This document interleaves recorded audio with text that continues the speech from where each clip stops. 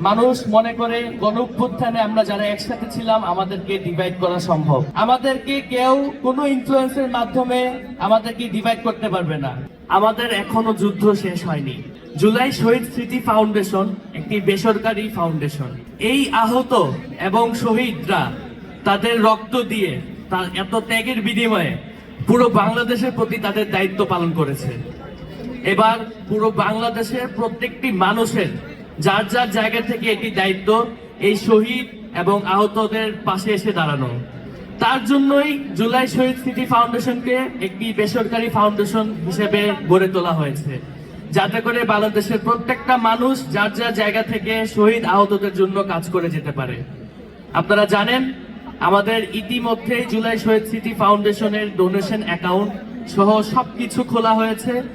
আপনাদেরকে একটি জিনিস সচেতন করতে চাই, জুলাই শহীদ স্মৃতি ফাউন্ডেশন কখনোই নগদ টাকা গ্রহণ করে না।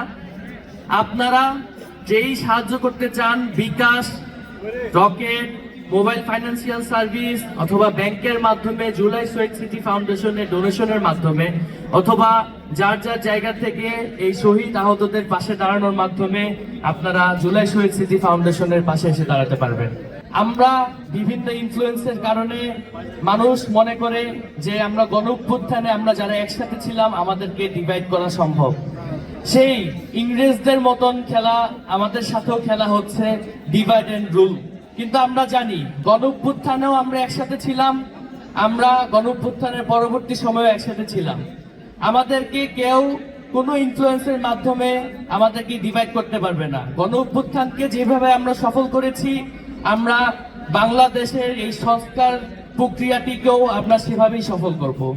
আমার একটি স্লোগান এখন পর্যন্ত দেওয়ার সৌভাগ্য হয়নি, সেটি হলো আবু সাইদ মুগ্ধ, শেষ হয়নি যুদ্ধ।